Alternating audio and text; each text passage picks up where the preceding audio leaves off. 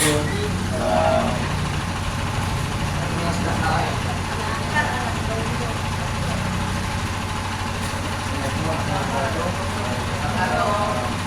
apa bapak bapak Muhammad Mustaqim bisa panggil tapi bisa bapak Nawal bisa.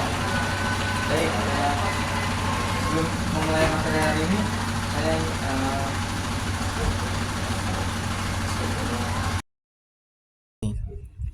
ekonomi ekonomi di masa lalu manusia merupakan makhluk sosial yang artinya dalam memenuhi kebutuhannya manusia memiliki ketergantungan akan partisipasi makhluk lainnya di permukaan bumi. Ketika manusia ingin makan, maka jangkauan akan kebutuhan tersebut memiliki ruang lingkup yang luas. Dalam memperoleh makanan, manusia di masa lalu mencari sumbernya dari alam seperti tumbuh-tumbuhan, selain dari alam juga dari hewan. Banyak atau sedikitnya tergantung dari bagaimana teknik atau cara yang dilakukan. Terkadang manusia di masa lalu melakukan hubungan dengan manusia yang lain dalam pertukaran kebutuhan pokok, bisa disebut barter. Karena terkadang tidak semua kebutuhan akan makanan yang tersedia di tempat yang sama. Manusia di masa lalu biasanya melakukan kreativitas tersendiri untuk melipat gandakan kebutuhan pokoknya, sehingga mereka beternak dan membuka lahan pertanian. Selain kebutuhan akan makanan, manusia juga memiliki kebutuhan akan pakaian sebagai bentuk akan identitas dalam suatu kelompok. Di masa lalu, manusia memenuhi kebutuhan tersebut dengan mengambilnya dari kulit hewan dan kulit pohon. Tekstur, corak, dan keindahan tergantung dari teknik manusia tersebut mendesainnya. Setelah memenuhi kebutuhan akan makanan dan pakaian, manusia membutuhkan tempat perlindungan agar terhindar dari binatang buas dan gangguan dari apapun, serta sebagai tempat menyimpan kebutuhan pokok yang lain. Maka manusia membangun rumah sebagai tempat tinggal yang dimana bentuknya pun berbeda-beda, yang disesuaikan dengan kondisi alam dan budaya masing-masing. Tempat tinggal merupakan penanda strata sosial. Semakin besar dan indah, maka menunjukkan bahwa manusia tersebut memiliki kemampuan keuangan yang besar. Oh iya, di sini ya udah pada tahu, udah paham arti ekonomi belum? Di sini siapa ya yang sudah tahu? Boleh tunjuk tangan. Oh, tidak ada yang tahu. Oke.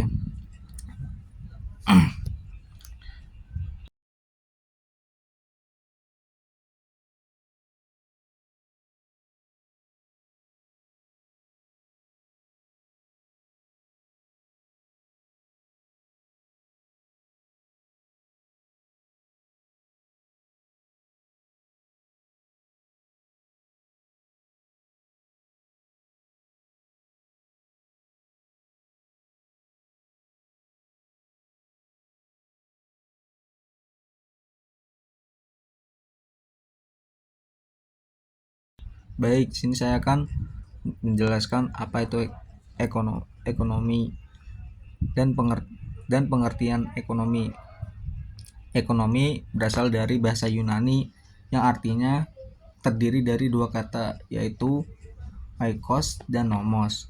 Oikos berarti rumah tangga dan nomos artinya yaitu tata atau bisa disebut aturan. Dengan demikian, secara sederhana, ekonomi dalam pengertian bahasa berarti ekonomi atau tata aturan rumah tangga. Ekonomi menurut Kamus Bahasa Indonesia yang berarti segala hal yang bersangkutan dengan penghasilan, pembagian, dan pemakaian barang-barang dan kekayaan keuangan. Ekonomi berkenaan dengan setiap tindakan atau proses yang harus dilaksanakan untuk menciptakan barang-barang dan jasa yang ditujukan untuk memenuhi kebutuhan atau keinginan manusia. Melihat pengertian, dapat dibayangkan bahwa yang dimaksud dengan oikos dan nomos yang kemudian berubah menjadi ekonomi di saat itu tidak mencakup bidang yang luas, hanya sekedar tata laksana rumah tangga yang pada intinya berusaha mencukupi kebutuhan yang saat itu menjadi masalah ekonomi yang utama, karena hubungan antar benua di dunia masih belum terlalu intensif, apalagi adanya pola penaklukan oleh bangsa-bangsa besar. Bangsa Yunani merupakan negara besar saat itu. Letak geografis Yunani terletak di ujung selatan semenanjung. Selain di daratan tersebut, wilayahnya juga meliputi pulau di Laut Augea, batas-batas Yunani. Sekarang ini di utara berbatasan dengan Albania, Macedonia, Bulgaria, dan Turki. Di timur adalah Laut Aegea, di selatan adalah Laut Tengah, dan di barat adalah Laut Ionia. Sebagian besar wilayah Yunani pegunungan sehingga antar wilayah terpisah antara satu dengan yang lain. Pegunungan dan teluk-teluk di Yunani yang tak terhitung banyaknya pada waktu itu menghalangi komunikasi melalui darat. Lembah-lembah dan daratan rendah yang terpisah-pisah merupakan unit geografis dan ekonomi yang bersifat alami dan menjadi pemisah kesatuan unit politik. Kesatuan politik itu disebut polis dan negara kota. Bisa disebut dalam bahasa Inggris city states yang wilayahnya meliputi kota itu sendiri dan daerah sekitarnya. Tanah Yunani yang bergunung-gunung pada umumnya kurang subur. Di lereng pegunungan, masyarakat dapat menanam gandum serta anggur untuk mencari daerah yang subur. Maka para petani bisa disebut kolonus, yang artinya meninggalkan negerinya dan mendirikan daerah koloni di sekitar Yunani. Selain kegiatan pertanian, masyarakat Yunani juga mengembangkan perekonomian melalui kegiatan pelayaran dan perdagangan karena letaknya yang strategis di perairan Laut Tengah. Bangsa Yunani merupakan campuran antara penduduk asli dan pendatang yang berasal dari padang rumput sekitar Laut Kaspia. Mereka termasuk ras Indo Jerman yang disebut bangsa Hellas yang gagah berani.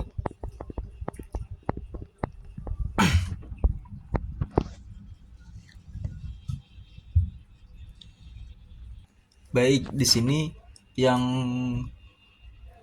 belum jelas atau yang kurang jelas dari Bapak ajarkan bisa ditanyakan langsung kepada saya ya anak-anak.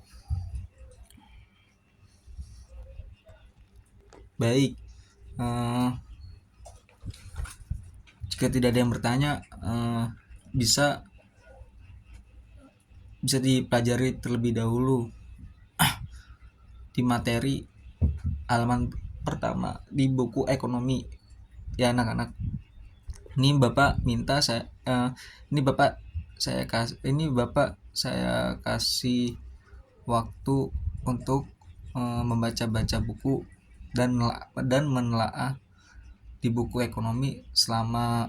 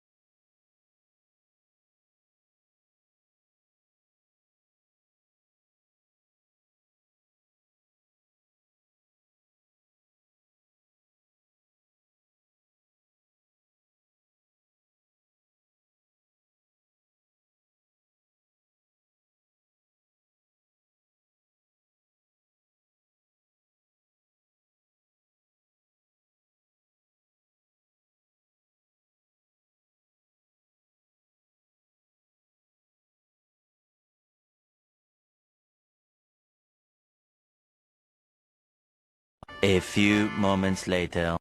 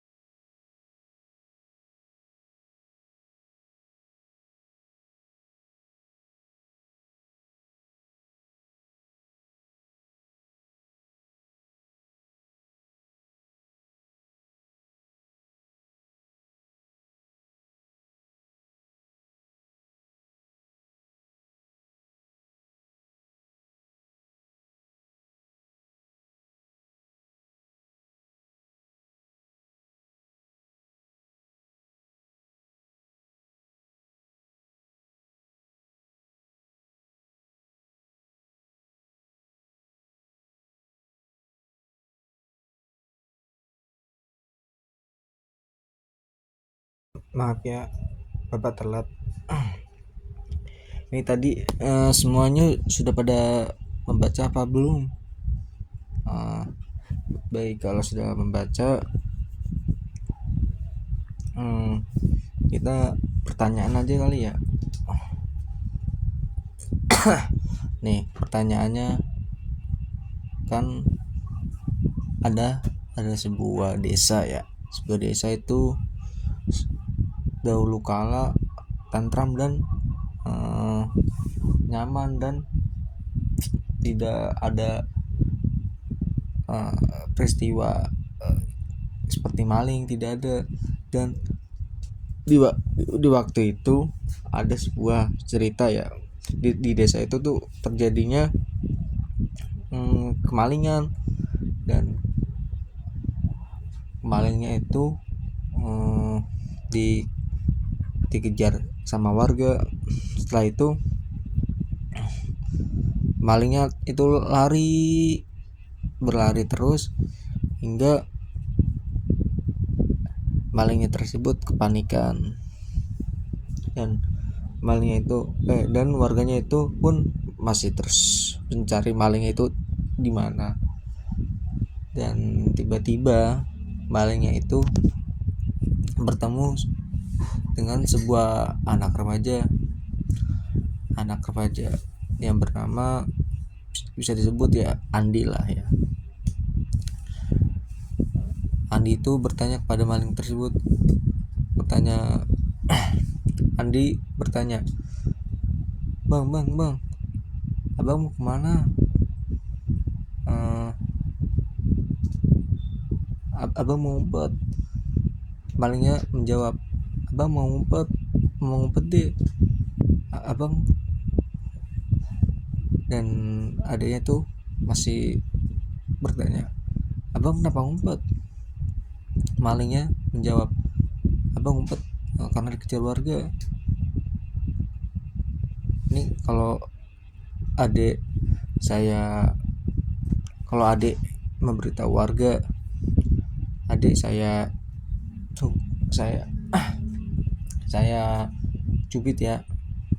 Dan ketika itu adiknya tuh mengabaikan perkataan dari maling tersebut, dan tiba-tiba adiknya tersebut bertemu oleh warga, dan warganya itu pun bertanya, dek, adik lihat maling ciri-cirinya begini, lihat nggak dek?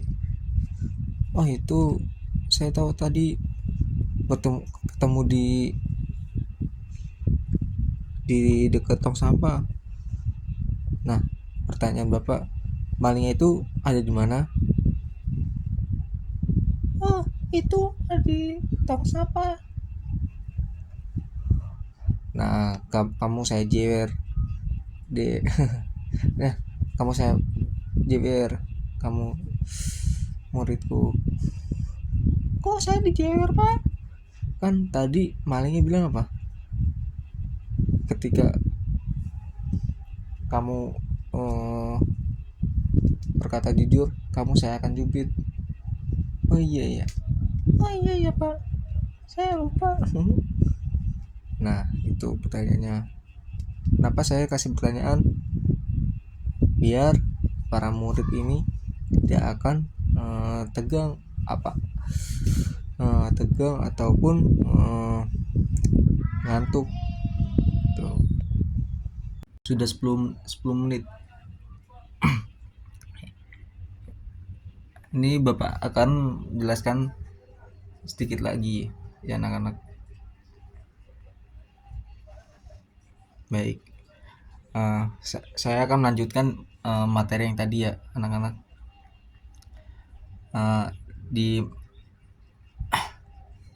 Di Masehi kemudian menetap di berbagai daerah. Suku bangsa Doria menetap di Jazirah Arab, Pelopos, Nesos dengan polis utamanya Sparta. Suku bangsa Lonia menetap di Jazirah Attika dengan polis utamanya Athena.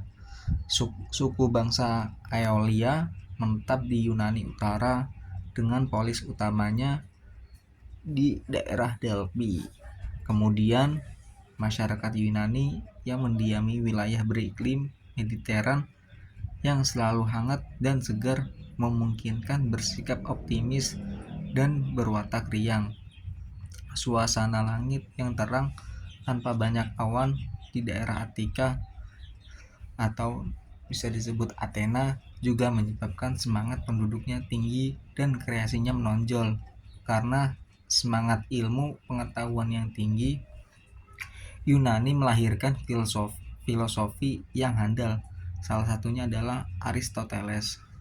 Di tahun 384 sebelum Masehi sampai 322 sebelum Masehi. Aristoteles dilahirkan di Stagira di Teres pada tahun 384 sebelum Masehi.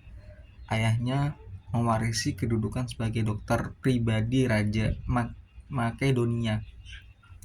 Pada umur 17 tahun, Aristoteles belajar di akademi yang didirikan oleh Plato. Ia belajar hampir 20 tahun hingga wafatnya Plato pada tahun 347 sebelum Masehi dan terkenal sebagai bapak logika. Bisa disebut logika, fisika atau metafisika dan etikanya.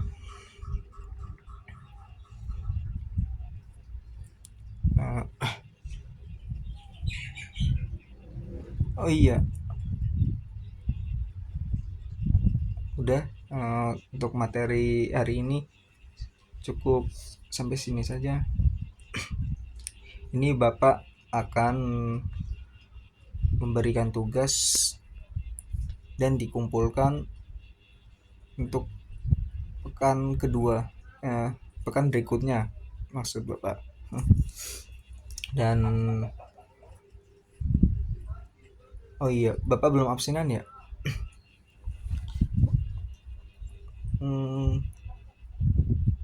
Di sini muridnya ada berapa siswa ya, anak-anak? Oh, 40. Kok ini cuma ada 2 orang doang ya? Oh, pada izin sakit ya, Pak? Pada izin sakit ya anak-anak. Oh iya, untuk tugas ini nanti tolong diinfokan ke teman-teman yang lain ya, yang izin atau ada acara dadakan di hari ini, tolong diinfokan ya. Kalau bisa diinfokan langsung, kalau tidak bisa bisa lewat by WhatsApp aja ya anak-anak.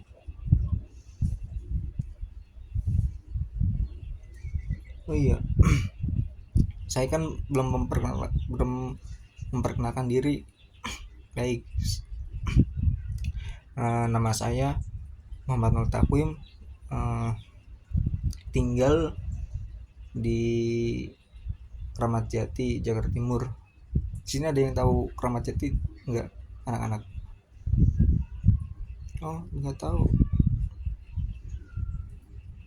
Jadi Kramat Jati itu di sebelahnya Condet. Condet itu bisa disebut kampung Arab. Jadi kalau kalian ingin membeli ingin membeli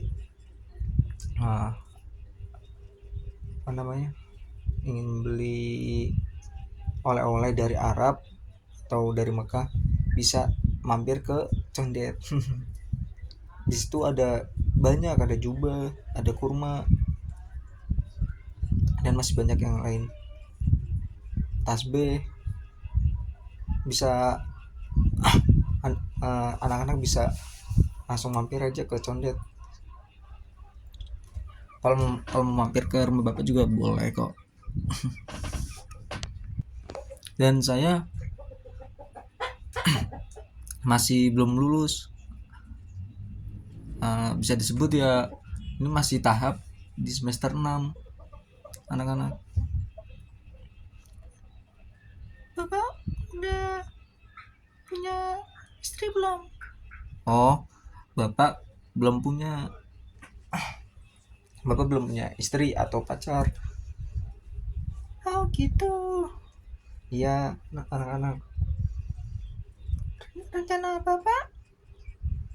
Hmm, rencana Bapak nikah kapan? Oh, rencana Bapak nikah mah masih lama. Paling ya setelah Bapak lulus S1 ini. Oh iya, kuliah Bapak di mana? Oh, kuliah Bapak di kampus Unindra.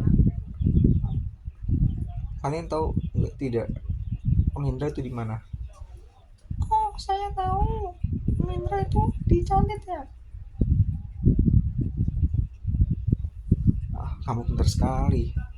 Iya, Unindra itu Universitas Indraprasta PGRI, terletak di Condet. Uh, Unindra itu ada dua gedung. Di gedung A-nya itu di Jalan Ranco. Jadi kalau Ranco itu bertepatan hmm, uh, perbatasan Jaksel sama Jaktim. Kalau gedung B itu tempat saya kuliah di sana, terletak di Condet. Itu anak-anak.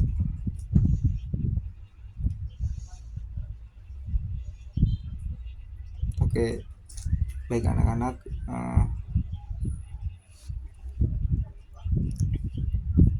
Jika ada, oh iya, waktunya sudah habis nih. Setelah ini pelajaran anak-anak itu pelajaran apa ya? Pelajaran bahasa Inggris. Bapak. Oh, pelajaran bahasa Inggris. Oke, sebelum Bapak tutup, Bapak ingin minta maaf jika ada kata-kata yang salah maupun sengaja atau tidak sengaja ya anak-anak. Ya walaupun Bapak ini baru pertama kali ngajar, sebelumnya belum pernah, jadi ya Bapak masih gugup.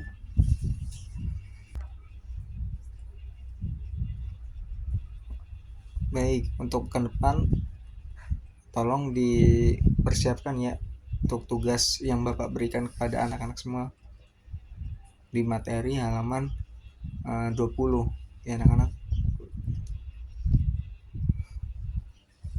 Untuk hari ini materinya simpel aja anak-anak. Soalnya ya baru pertama kali lah ya, kita ngobrol-ngobrol dulu, santai-santai dulu, nggak terlalu terburu-buru akan tugas.